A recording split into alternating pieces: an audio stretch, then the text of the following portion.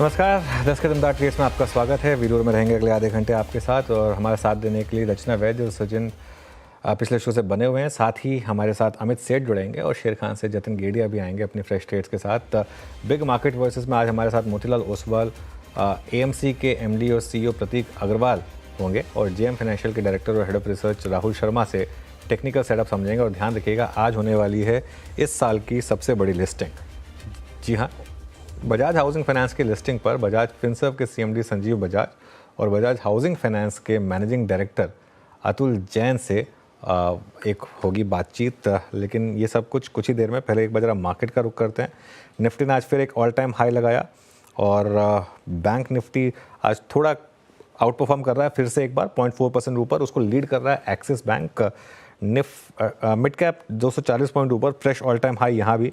और इंडेक्स में जिन स्टॉक्स ने अच्छा मूव दिया है उनमें है आपके Adani enterprises, NTPC, Axis bank, Kotak bank, LNT और भारती।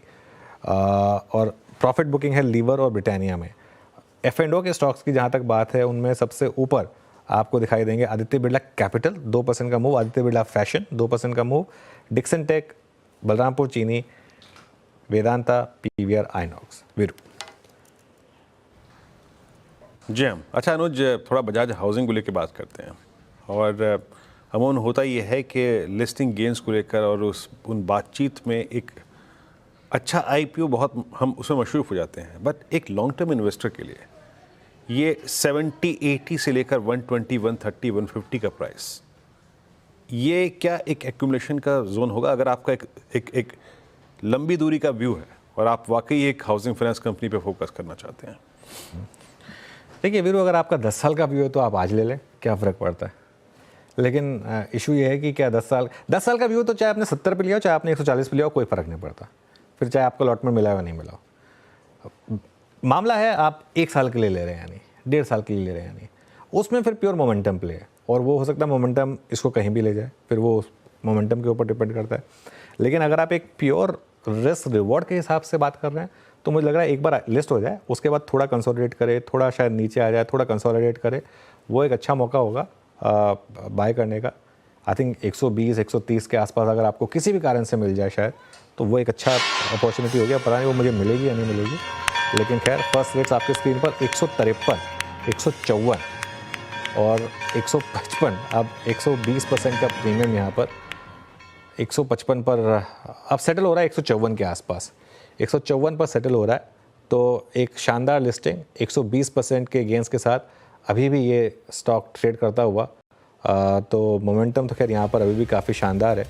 ध्यान रखिएगा, एक ऐसा स्टॉक, एक पेरेंटेज इसकी ऐसी है जिसने इंडेक्स में एटलीस्ट भारतीय मार्केट के इतिहास में सबसे ज़्यादा पैसा आपको बनाकर दिया है। इवन HDFC बैंक से ज़्यादा पैसा बनाकर दिया है दोनों ने, बजाज फाइनेंस ने और बजाज फिनसर्व ने। तो उसका मार्केट को एक क्लियर कट मेमोरी है यहाँ पर। लेकिन अच्छी लिस्टिंग यहाँ पर इस समय स्क्रीन पर। और एक बार ज़रा फुटेज दिखा दीजिए ज़रा एक्सचेंज की, ज़रा देखें आज संजीव बजाज जी के चेहरे पर किस तरीके की एक मुस्कुराहट होनी चाहिए जो जिस लेवल पर ये लिस्ट हुआ है। और ठीक उसी मोमेंट पर हमारा कैमरा गड़बड़ हो गया। खैर कोई नहीं, ये आई थिंक वहीं से फीड आ रही है शायद। तो लेकिन अच्छी लिस्टिंग हुई है यहाँ पर। और अब 160 का रेट इस समय बजाज हाउसिंग फाइनेंस पर। Veeru, out of words frankly, मतलब इस समय शब्द नहीं है इस लिस्टिंग को डिस्क्राइब करने के लिए। बस इतना ही कह सकता हूँ मैं। बाकी कुछ ही देर में मैनेजमेंट से जब बात होगी, हमारे कॉरेस्पॉन्डेंट हैं वहाँ पर, जब बात होगी तब देखेंगे। अब आ रहे हैं क्या विजुअल्स? अगर ठीक से मेरे ख्याल से अगर आ रहे हो तो एक बार विजुअल्स देख लेते हैं वहाँ से। और ओके चलिए, तो ये इस समय लिस्टिंग 160 अनुज, 160 161 गजब का मूव यहाँ पे 161। याद रखिएगा आज लिस्टिंग हैवी डे है और अब ये 161, 159, 22 पे आके ट्रेड करता हुआ। निफ्टी भी एक बार फिर से स्विंग जनरेट करता हुआ 25,429 डे हाई की ट्रैजेक्टरी पे। और निफ्टी बैंक 52,155 पे। वो लिस्टिंग विजुअल्स और अभी इंट्रैक्शंस आपको सुनाएंगे। उससे पहले काम करते हैं, ट्रेड्स पे लेते हैं यहाँ पर। साथ ही साथ हमारे साथ जो पैनल मौजूद है उनसे। Amit, good morning. आपके 2 ट्रेड्स इस वक्त के? Good morning Viren ji, good morning Anuj ji and everybody on the panel. Viren ji, मेरे इस समय के दो ट्रेड रहेंगे। एक प्राइवेट बैंक सेक्टर से आईसीआईसीआई बैंक रहेगा। आईसीआईसीआई बैंक एक अच्छा खासा कंसोलिडेशन करके एक बेस बना के ऑलमोस्ट एक हाई ट्रेजेक्टरी में निकलने की कोशिश कर रहा है। इसे बाय कर सकते हैं with stop loss of 1238 and targets of 1280 and 1300। और दूसरा स्टॉक मेरा रहेगा मेटल क्षेत्र से, that will be Vedanta. Vedanta भी एक अच्छा खासा बेस बना के बाहर आ रहा है। यहाँ पे मोमेंटम इंडिकेटर्स काफी पॉजिटिव हैं। प्रीवियस स्विंग हाई के ऊपर ट्रेड कर रहा है और अपने की मूविंग एवरेजेस के ऊपर है। तो पोजिशनली इसे बाय किया जा सकता है for a target of 480 and stop loss of 450 rupees. Okay, दो ट्रेड्स आपके यहाँ पे हो गए। 461 पे आपका वेदांता। अब चलते हैं बाकी ट्रेड्स को पिक करते हैं। और एक बार बजाज हाउसिंग स्क्रीन पे प्लीज़ रखिएगा। थोड़ा सा अगर आप देखिए कूलिंग ऑफ हुई थी अभी मेरे ख्याल से टिक बाई टिक चार्ट में, एक बार रखिएगा जरा प्लीज़ उसे। एक ट्रेड हो गया अमित जी का। जतिन, गुड मॉर्निंग, आपके ट्रेड्स। Good morning everybody. तो हमारा जो ट्रेड होगा वो एक लॉन्ग और एक शॉर्ट होगा। तो जो लॉन्ग साइड का ट्रेड है वो एनटीपीसी में है। तो एनटीपीसी में हमें लग रहा है कि एक टेक्निकल पुल बैक ड्यू है। बहुत दिनों से करेक्शन हो रहा है, ओवरसोल्ड है डेली चार्ट्स के ऊपर। तो हमें लगता है कि आने वाले दिनों में एक पुल बैक ट्रेड के लिए अच्छा कैंडिडेट है। तो एनटीपीसी लॉन्ग करने की सलाह रहेगी। स्टॉप लॉस रहेगा 400 और टारगेट रहेंगे 425 के। जो शॉर्ट साइड की तरफ का ट्रेड है वो हमारा वो एसबीआई लाइफ में है। तो एसबीआई लाइफ हमने देखा है कि एक शार्प फॉल के बाद 3 दिनों से कंसोलिडेट कर रहा है। आज के ट्रेडिंग सेशन में फिर से एक डाउनसाइड की तरफ रिजम्पशन हो रहा है। तो हमें लगता है कि आगे जाते हुए वीकनेस बढ़नी चाहिए। तो एसबीआई लाइफ में सेल करने की सलाह रहेगी। स्टॉप लॉस रहेगा 1875 का और टारगेट रहेंगे 1790 के। ओके, तो ये हो गई जतिन की कॉल्स। अब चलते हैं रचना जी के पास। रचना जी, आपकी दो ट्रेड्स इस समय की। जी, मेरी इस वक्त की दो ट्रेड्स में एक वीडीएल रहेगा, एक इंडिगो रहेगा। दोनों को हम फ्यूचर्स को लॉन्ग करेंगे। वीडीएल की पहले बात करते हैं, 462.2 पे है। यहाँ पे अगर हम लॉन्ग करते हैं विद स्टॉप लॉस ऑफ 459 और काउंटर को होल्ड करते हैं फॉर अ डे और टू, तो मेरे हिसाब से यहाँ पे 472 तक के नंबर्स हमें विद इन 2 डेज 3 डेज नजर आने चाहिए। सो देयर इज अ अच्छा खासा 10 point of a move available. और इंडिगो की जहां तक बात है, इंडिगो ने 5000 तो क्रॉस करना ही था। यहाँ पे उसी के साथ साथ फ्लैग ब्रेकआउट नजर आ रहा है मुझे, जो इस काउंटर को 5050 एंड 5080 की तरफ लेके जा सकता है। तो 4950 के स्टॉप लॉस के साथ इसको भी लॉन्ग करेंगे with stop loss of 5050 and 5080। Okay, तो यहाँ पे इंट्रोग्लेवेशन हो गया यहाँ पर और वेदांता। सचिन जी, आपके दो ट्रेड्स।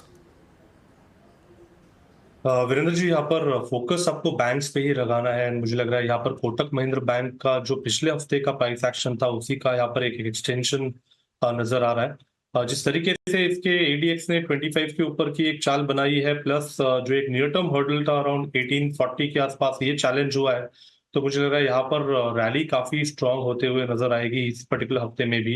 तो यहाँ पर मोमेंटम चेस करने की सलाह होगी। कोटक महिंद्रा बैंक के फ्यूचर्स में स्टॉप लॉस आपको 1828 के आसपास फिलहाल प्लेस करना है।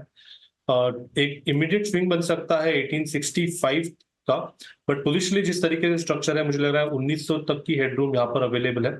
सो खरीदारी करनी है कोटक महिंद्रा बैंक के फ्यूचर्स में। जो सेकंड स्टॉक हमारे रेडार पे है, जहां पर हमने एक बाय कॉल जनरेट भी किया है, हमारे क्लाइंट्स को रिकमेंडेशन भी दी है, वो है अदानी एंटरप्राइजेस का। जिस तरीके से एंड जिस कॉन्फिडेंस से इसने एक यू टर्न बनाया है अपने शॉर्ट टर्म एवरेजेस के ऊपर, 5 एंड 20 इन दोनों के ऊपर की एक चाल बनाई है, तो मुझे लग रहा है यहाँ पर एक अच्छी शॉर्ट कवरिंग मूव अनफोल्ड होनी चाहिए। जिस तरीके से ओवरऑल स्ट्रक्चर है, 3140 के टारगेट के लिए मुझे लग रहा है यहाँ पर मोमेंटम चेस किया जा सकता है। स्टॉप लॉस आपको लगभग अराउंड 2990 के आसपास लगाना है एंड फ्रेश लॉन्ग्स ऐड करने की सलाह होगी अदानी एंटरप्राइज के फ्यूचर में। ओके, तो ट्रेड्स पूरे हो गए यहाँ पे जनाब। और आज ट्रेड्स सचिन जी के भी दो ट्रेड्स हो चुके हैं। निफ्टी बैंक 52,130 पर। आइए कुछ और एक दो स्टॉक्स मार्क कर लेते हैं इससे पहले कि हम आज की खास कुछ चर्चा को शुरू करें लॉन्ग टर्म प्रोस्पेक्टिव से। आईजीएल एक बहुत स्ट्रॉन्ग मूव लेके अब करीब करीब 2% ऊपर है, अच्छा मूव देता हुआ ये। उसके बाद डिक्सन में अब 1.5% का मूव। टाटा पावर जो हमने सुबह पिक किया था वो अब 447 पे, जो पावर की चर्चा हुई थी प्रकाश से मैंने व्यू लिया था। एक बार जतिन टाटा पावर पे अपना व्यू दीजिएगा और कोई ऑप्शन ट्रेड अगर आपको यहाँ पर समझ में आ रहा हो तो। कि in the case of Tata power हमें लगता है कि एक स्ट्रॉन्ग रन अप आया था और उसके बाद 3 दिनों का कंसोलिडेशन भी हुआ था। हमें लगता है कि अप ट्रेंड रिज्यूम हो रहा है टुवर्ड्स द लेवल ऑफ 460 468। तो हमें लगता है कि करंट स्तरों से भी अगर जो लॉन्ग इसको करना है तो आई थिंक 440 का एक स्टॉप लॉस लगा के लॉन्ग किया जा सकता है। चलिए अब एक काम करते हैं, थोड़ा आगे बढ़ते हैं और बिग मार्केट वॉइसेस में आज हमारे साथ मोतीलाल ओसवाल एएमसी के एमडी और सीईओ प्रतीक अग्रवाल जुड़ गए हैं, जो कि एसेट मैनेजमेंट बिजनेस में 3 दशक का अनुभव रखते हैं। और प्रतीक जी की लीडरशिप में मोतीलाल ओसवाल एएमसी ने एक अच्छा कमबैक किया है। आइए समझते हैं उनसे कि इस समय मार्केट में क्या आपकी स्ट्रैटेजी होनी चाहिए। प्रतीक जी, गुड मॉर्निंग। काफ़ी म्यूचुअल फंड्स के पास इन्फ्लोज आ रहे हैं, रिकॉर्ड इन्फ्लोज हैं इनफैक्ट, और मैं डेटा पढ़ रहा था कि जून के बाद उल्टा डबल हो गए हैं म्यूचुअल फंड में इन्फ्लोज। क्या कर रहे हैं आप इस पैसे का, इतने सारे पैसे का? क्या कैश कॉल ले रहे हैं या फुल्ली इन्वेस्टेड है? और अगर फुल्ली इन्वेस्टेड है तो कहाँ कहाँ आपको अच्छी थीम्स नज़र आ रही हैं? नहीं, तो बाय एंड लार्ज अगर आप हमारे फंड्स देखेंगे तो फुल्ली इन्वेस्टेड है। 2 फंड्स में हमारे पास कुछ कैश है, but otherwise as a house we stay fully invested. आपने थीम्स की बात कही, हम थीम्स की तरह से ही सोचते हैं। तो जैसे कि रिन्यूएबल की थीम हुई, एनबीएफसीज की हुई, डिफेंस की हुई, लग्जरी कंजम्पशन की हुई, न्यू टेक की हुई। तो इन सारी थीम्स में we keep putting money as we get inflows. Housing finance के आईपीओ में अप्लाई किया क्या था आपने प्रतीक जी? और पता है मुझे थोड़ा स्टॉक स्पेसिफिक हो गया, लेकिन क्योंकि नया आईपीओ आज लिस्ट हुई है, इतनी बड़ी लिस्टिंग है, इसके लिए सोचा इस पर आपसे एक व्यू लिया जाए। नहीं, पब्लिक न्यूज़ है, तो हमने अप्लाई किया था। अभी कितना मिला कितना नहीं मालूम पड़ेगा, बट या क्या रीज़न है कि इस तरीके का रिस्पांस मिला इस आईपीओ को और इतना शानदार लिस्टिंग हुई? क्या वैल्यूएशन अब बिल्कुल कोई मार्केट इग्नोर करने को तैयार है पूरी तरीके से? आईपीओ के साथ कुछ ऐसा होता है, ये खाली इक्विटी मार्केट ही नहीं है, डेट मार्केट में भी होता है कि जब एक कोई नया गवर्नमेंट पेपर आए, फॉर एग्जांपल उसकी सेम टेनोर भी हो विद एन एग्जिस्टिंग पेपर, ये प्राइसिंग सेम नहीं होती, थोड़ा ऊपर नीचे होता है, तो उसका एडवांटेज भी लिया जा सकता है। अगर निवेशक को लगे कि वैल्यूएशन ज्यादा हो गई है तो एक बारी को वहाँ प्रॉफिट बुक किया जा सकता है।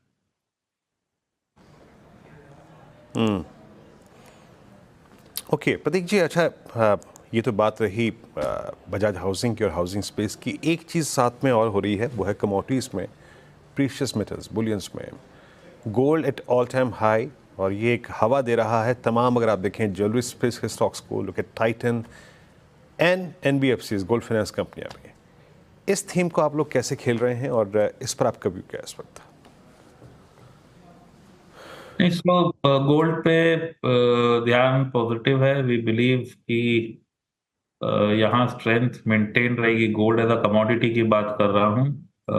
इसमें जो सीधा बेनिफिट होता है वो एक्चुअली गोल्ड फाइनेंसियर्स को होता है, उनका ईवीएम बढ़ता रहता है। हमारे पास कोई गोल्ड फाइनेंसियर है नहीं।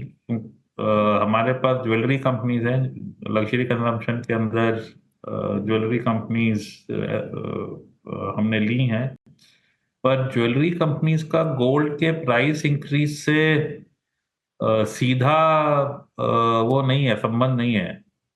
जो ज्वेलरी कंपनीज बड़ी वाली हैं वो पूरा हेज रखती हैं, और जो नहीं रखती उनका जो ओपन पोजीशन होती है वो मोस्टली जो उनके फ्रेंचाइजीज होते हैं उनकी होती है। Company stage fully hedged. So वो एंगल पे जाना कि किसी को इन्वेंट्री का गेन हो जाएगा, ऐसा कुछ नहीं है।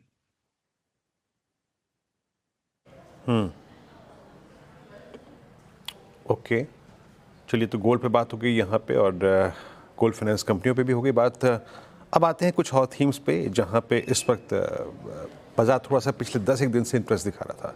देखिए, जून जुलाई अगस्त, ये पूरा 3 महीने बैंक्स कंसोलिडेशन के मोड में रहे। फाइनली कुछ बैंक्स में बाइंग विजिबल है, बैंक निफ्टी अपने उस सिंकिंग या फिर कंसोलिडेशन के जोन से बाहर निकल रहा है। अब एक बार फिर से अर्निंग सीजन किक स्टार्ट होने से पहले आपका झुकाव बैंकों में या फिर आपका व्यू बैंकों पे क्या है? इस वक्त किन बैंकों पे ज़्यादा झुकाव है आपका? Large cap, mid cap, PSU, private? नहीं, तो बैंक्स के स्पेस पे हमारा हाउस काफी अंडरवेटेड है। इंडेक्स का एक बड़ा स्पेस है। ये हमारे हाउस की एक बड़ी कॉल रही है। पिछले 1-1.5 साल से करीब हम बैंक्स में काफी अंडरवेटेड पोजीशन लेके चले हैं और मुझे लगता है कि इसका हमको फायदा मिला है। ये समझिए कि हम जो हैं ग्रोथ फोकस्ड इन्वेस्टर हैं।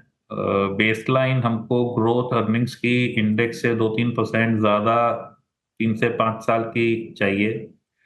बैंक्स का आज जब deposit growth is the limitation for loan growth और जो प्री प्रोविजनिंग प्रोविजनिंग ड्रिवन जो आपका प्रॉफिट अपटेक आ रहा था, प्रोविजनिंग लोअर, वो शायद अब हमारे पीछे हो गया है। आगे आने वाले पीरियड में केवल साइज के साथ अगर कुछ ऑपरेटिंग लीवरेज मिला तो वो प्रॉफिट्स को AUM ग्रोथ से ज़्यादा बढ़ा सकता है, अदरवाइज नहीं। और लेंडिंग AUM ग्रोथ जो है वो डिपॉजिट ग्रोथ के पीछे होगी, जो कि 13-14% पे चल रही है। तो हमको लगता है कि कुछ समय तक banks as a space should continue to consolidate. अगर इंटरेस्ट रेट कट आए तो वो बैंकों के लिए एक्चुअली निम्स पे प्रेशर डालती है।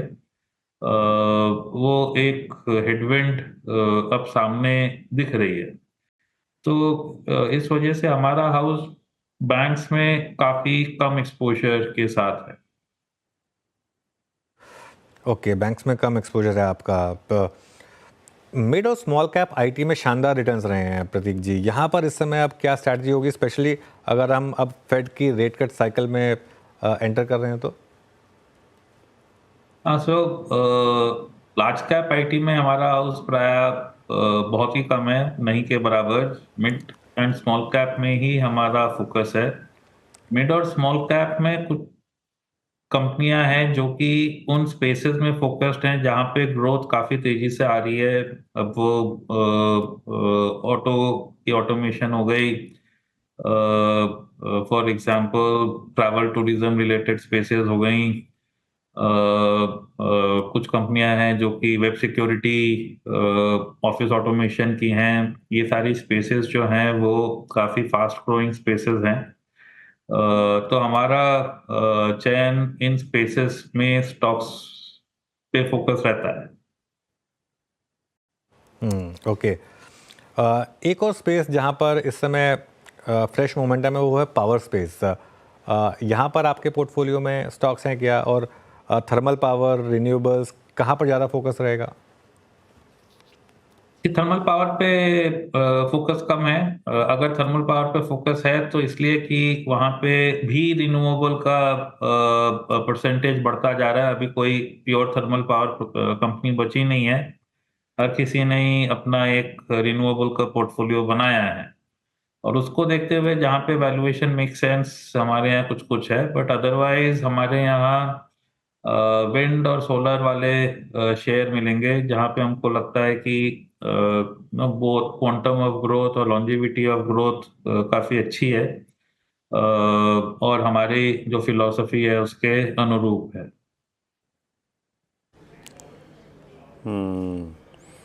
अच्छा प्रतीक जी, पॉसिबली आपसे एक आखिरी प्रश्न यहाँ पे। इस स्विंग में मतलब 2022-23 की रैली में जिस स्पेस ने पार्टिसिपेट नहीं करा था वो था वाइट गुड सेगमेंट। इस बार वोल्टास, हेवल्स सब ने बड़ा स्ट्रॉन्ग मूव दिया और मेरे ख्याल से बीते 6 महीने तो एक वर्टिकल राइज वाले रहे। ये सर लेवल आपके मुताबिक क्या है? प्रॉफिट्स को कैश में कन्वर्ट करने के लेवल्स हैं क्या? ये एग्जिट अपॉर्चुनिटी मिल रही है इनमें अच्छी? कि ग्रोथ हमको लगता है कि इस स्पेस में रहेगी। तो जो वैल्यूएशंस हैं हमको लगता है कि सस्टेन करेंगी।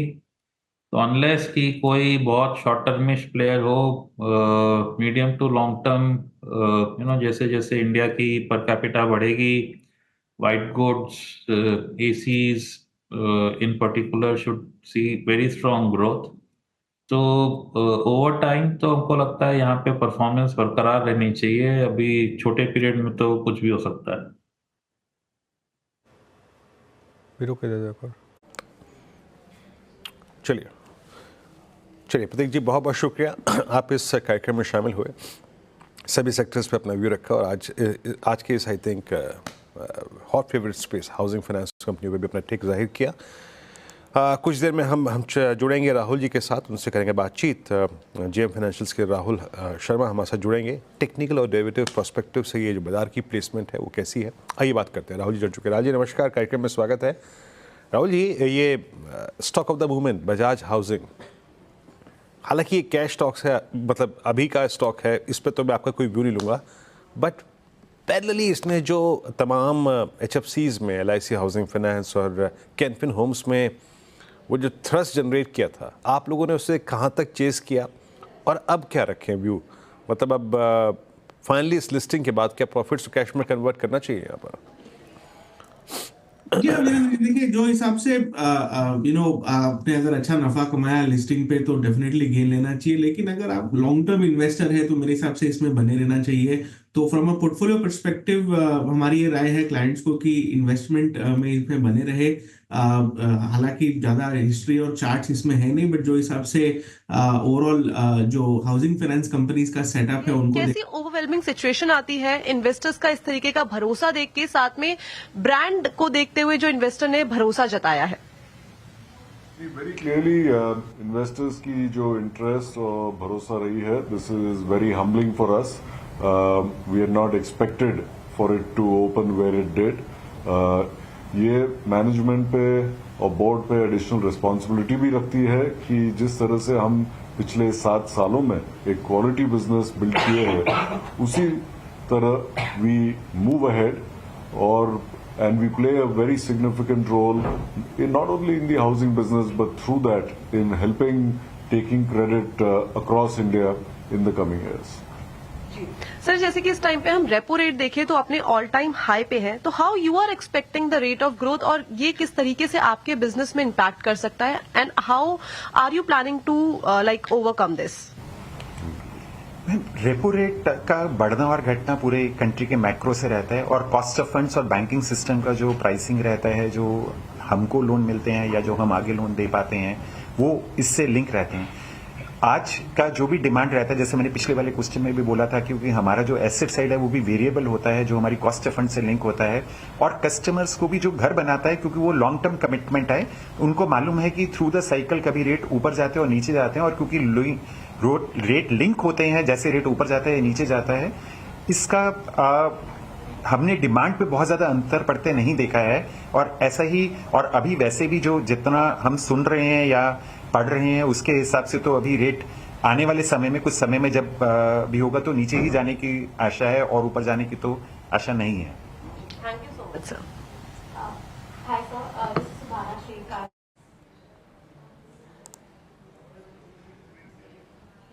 चलिए, तो अभी बातचीत आप सुन रहे थे कंचन की, और मैनेजमेंट से संजीव बजाज जी थे इस कॉन्फ्रेंस में, और अतुल जैन जी, जो आई थिंक डिफरेंट पर्सपेक्टिव से और इस लिस्टिंग पर अपनी बात रख रहे थे। अब आते हैं, अच्छा राहुल जी, मैं क्षमा चाहूँगा, इस प्रेस कॉन्फ्रेंस में हमें शिरकत करनी थी तो हम इसलिए चले गए। प्लीज़ अपने प्रश्न को एक बार मेरे अपने उत्तर को एक बार दोहराइएगा प्लीज़।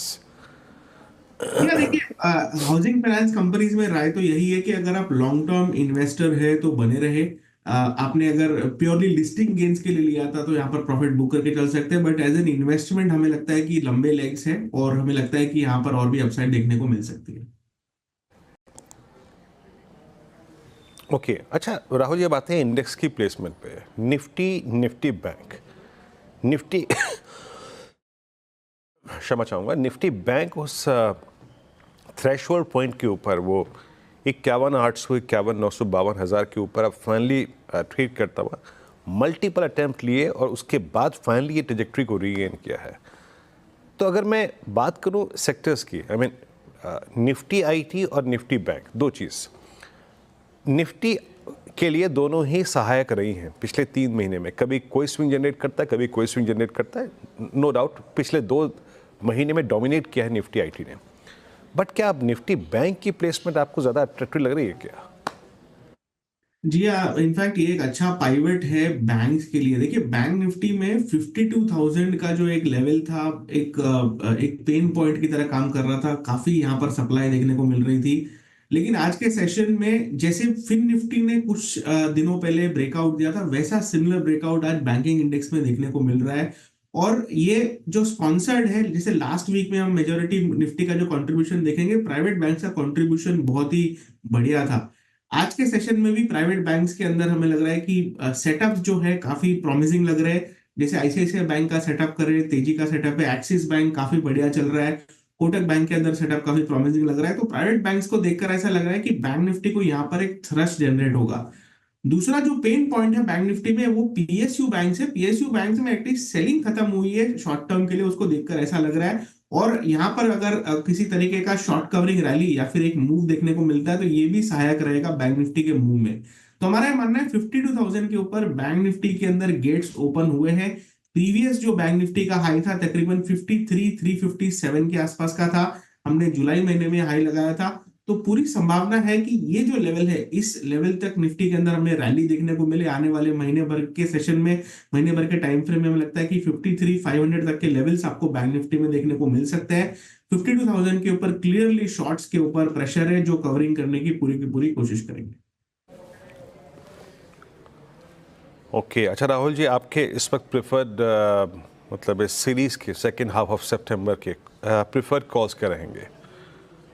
देखिए सबसे पहले जो क्योंकि हमने प्राइवेट बैंक्स की बात की, तो कोटक बैंक का सेटअप हमें सबसे ज्यादा प्रॉमिसिंग लगता है।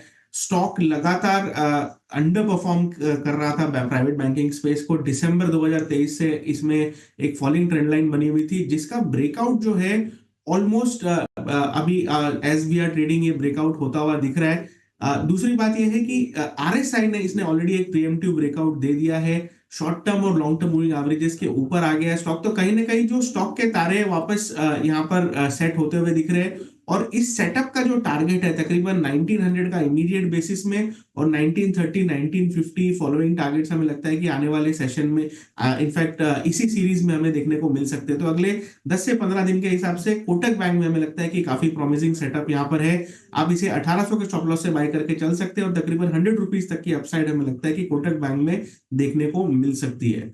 दूसरा रिकमेंडेशन जो रहेगा वो मेटल स्पेस से रहेगा। सुबह मैंने आपकी कमेंट्री सुनी, मेटल्स पे व्यू जो है वो पॉजिटिव है मेटल इंडेक्स में। एज ए डिस्क्लेमर, ये स्टॉक हमने क्लाइंट्स को रिकमेंड किया और निजी रूप से मैं भी अपने पोर्टफोलियो में होल्ड करता हूं। मैं बात कर रहा हूं वेदांता की।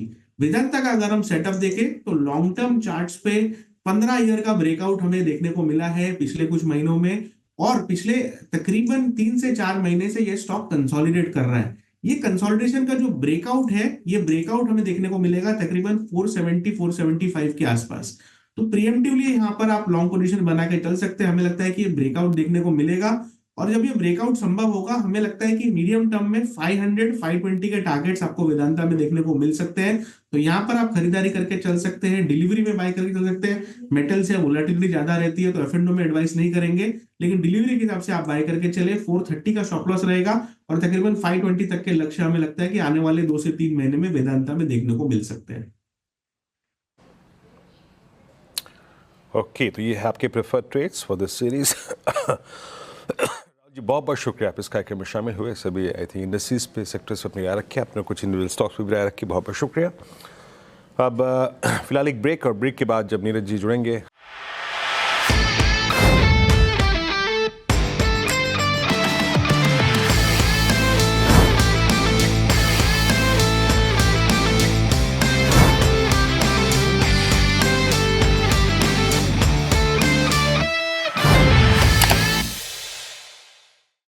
बता दें कि मनी कंट्रोल पर दिए गए विचार एक्सपर्ट्स के अपने निजी विचार होते हैं। वेबसाइट या मैनेजमेंट इसके लिए उत्तरदायी नहीं है। यूजर्स को मनी कंट्रोल की सलाह है कि कोई भी निवेश निर्णय लेने से पहले सर्टिफाइड एक्सपर्ट की सलाह लें।